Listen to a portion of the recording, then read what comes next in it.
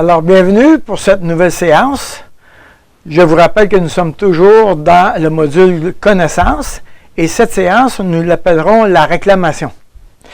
Le but, évidemment, c'est d'apprendre à résoudre des conflits, particulièrement les conflits qui sont attachés aux relations, soit dans le couple, soit entre deux personnes.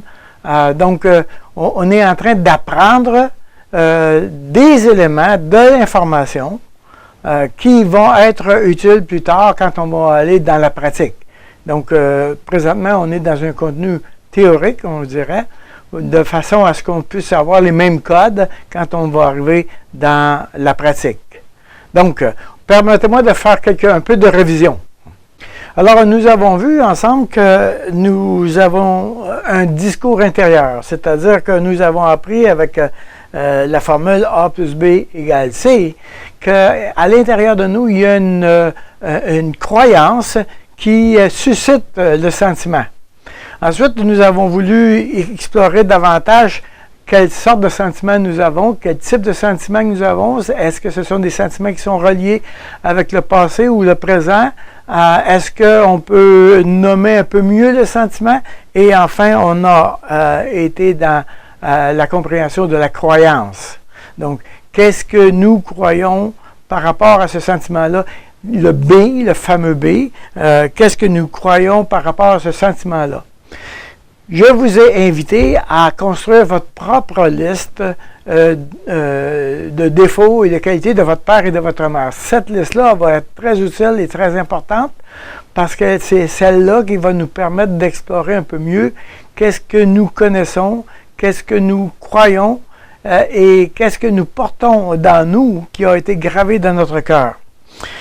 Nous allons l'appeler l'héritage. Alors, constamment, je vais dire, voici votre héritage. Maintenant, quand on parle d'héritage, évidemment, on ne parle pas simplement des qualités et des défauts de notre père et notre mère, mais nous parlons aussi de l'héritage qui sont reliés avec des expériences passées, que ce soit avec nos frères, nos sœurs.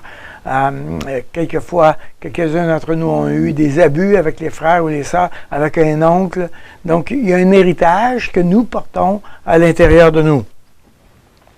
Cet héritage-là, nous la transportons. Par exemple, si j'ai évalué que mon père, il était impatient, quand j'arrive dans mon comportement de tous les jours, quand je suis en train de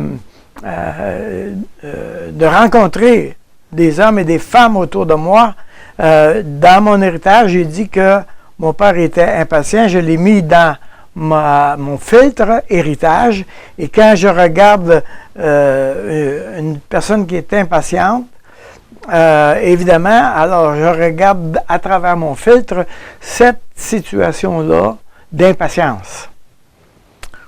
Donc, ça, c'est ce qui nous a amené à nommer la croyance. Voyons qu'est-ce que nous pouvons faire de plus. Maintenant, si vous le voulez bien, nous allons apprendre à nommer la réclamation que nous avons face à cette liste-là. Alors, si on prend, par exemple, dans ma liste à moi, j'ai mentionné qu'un des défauts de ma mère, c'est la manipulation. Ma mère est manipulatrice. OK? Alors, qu'est-ce qu'on fait avec ça? Regardez bien.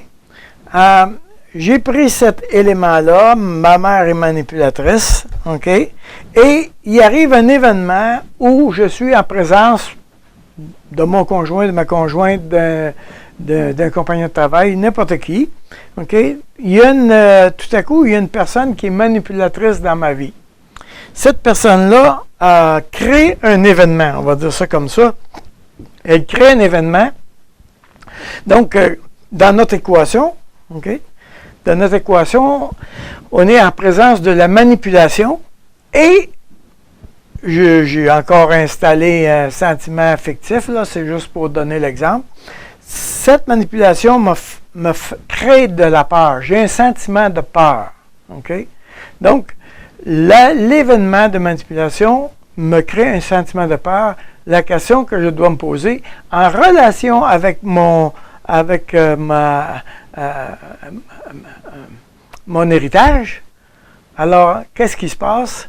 tout à coup, je découvre que je réclame le droit du contrôle de ma vie.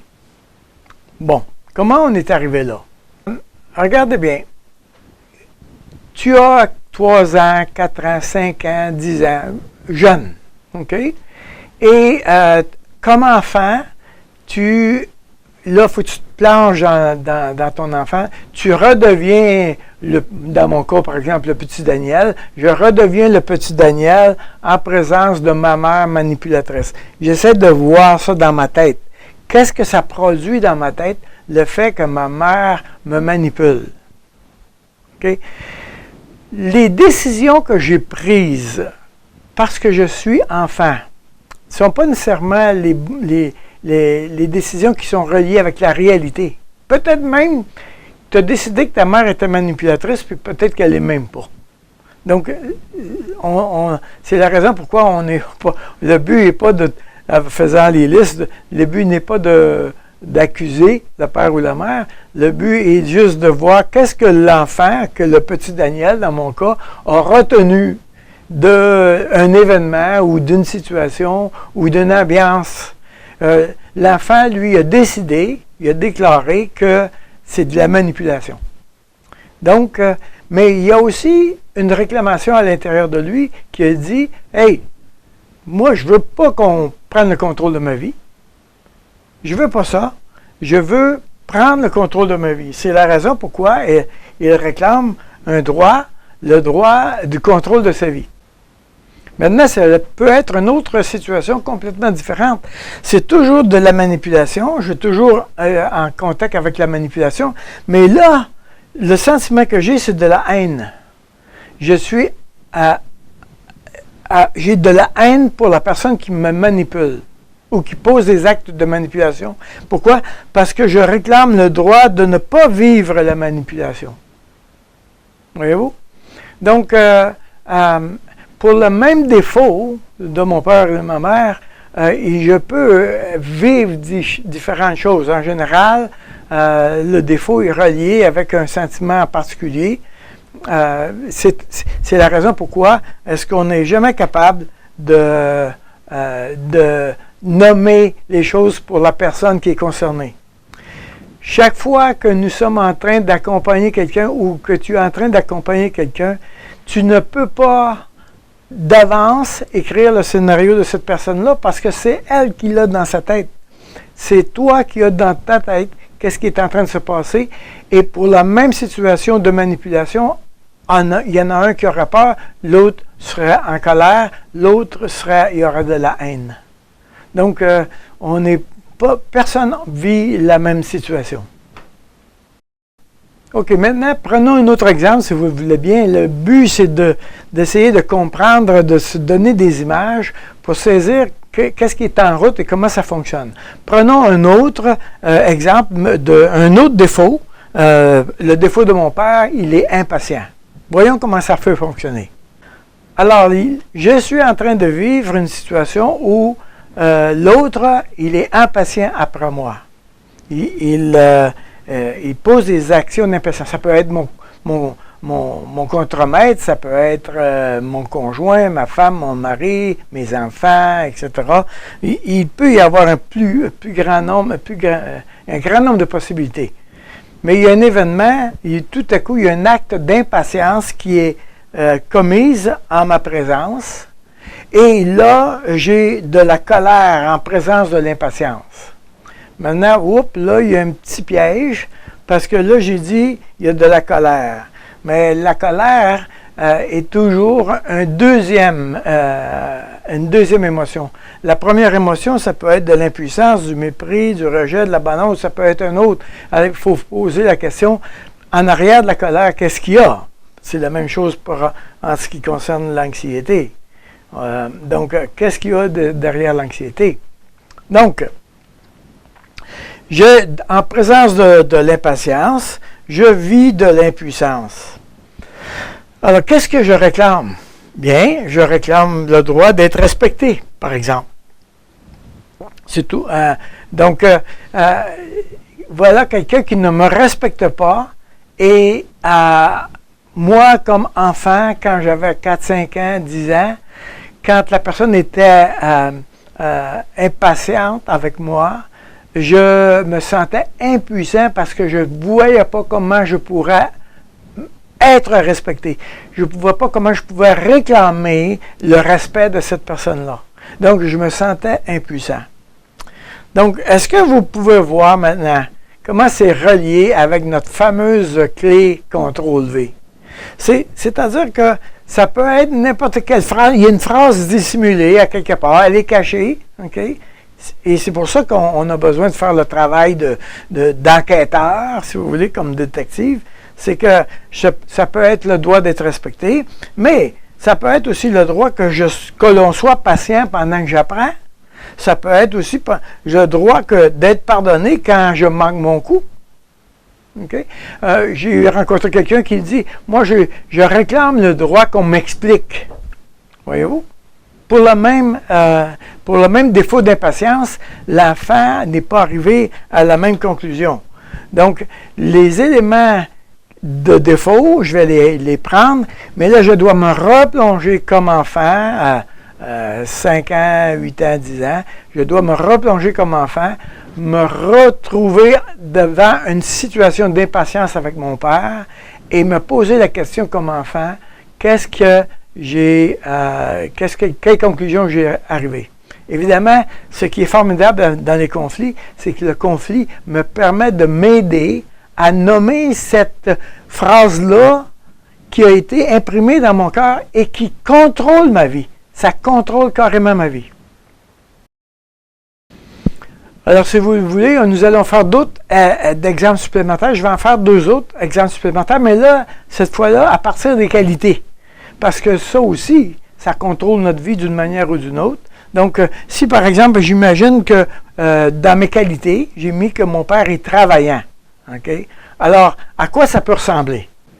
Alors, à quoi ça peut ressembler? Il y a un événement, je suis en train de travailler, etc.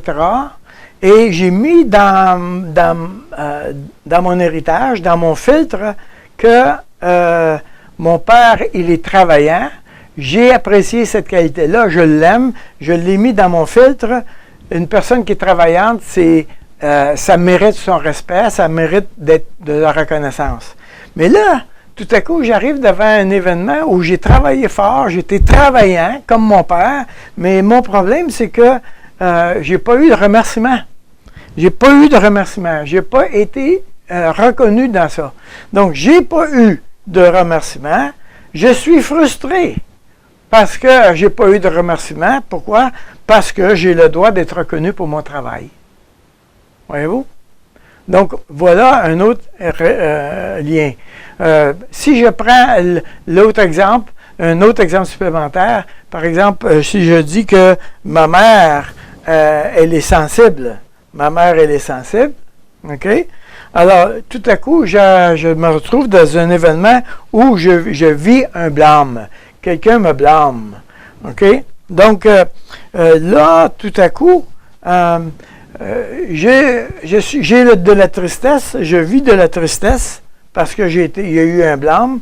Et ce que je découvre, c'est que j'avais le droit que l'on soit attentionné à mon égard. Voyez-vous? Donc, parce que ma mère était sensible, ma mère était attentionnée, et tout à coup, là, on me blâme. Je suis triste parce que je m'attendais, dans mes valeurs, à être attentionné. Alors, depuis le début, j'ai parlé dans nos croyances, dans ce qui contrôle la situation d'un droit, le droit que je réclame, le droit que je demande, etc. Maintenant, quand on emploie le mot droit, attention, qu'est-ce qui nous arrive? Regardez bien. Quand nous sommes en train de parler de droit, nous sommes en train de parler de justice. Et si nous utilisons le langage de la justice, mais qu'est-ce qu'on a?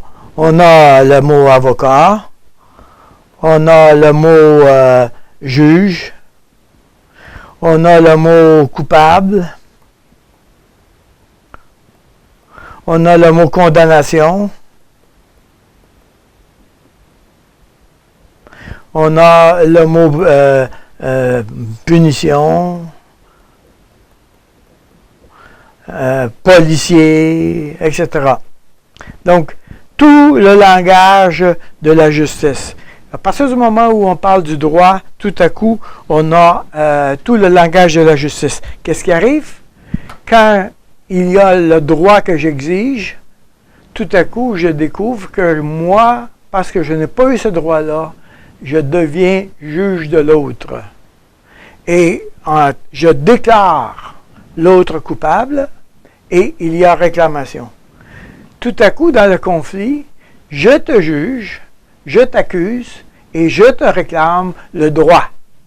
Le droit que tu ne me donnes pas. Et ça, c'est vraiment au cœur de toute la question, parce que nous sommes des gens qui aimons la justice. Nous avons été créés à l'image de Dieu. Donc, nous aimons la justice. Et là, tout à coup, il y a réclamation. Je te réclame quelque chose. Tu dois me payer ce que tu me dois. Tu es en dette avec moi. Moi, le juge de toi, je te déclare coupable. Alors, regardez comment ça fonctionne. Regardez comment le juge installe le système. Okay? Donc, j'ai un événement d'impatience.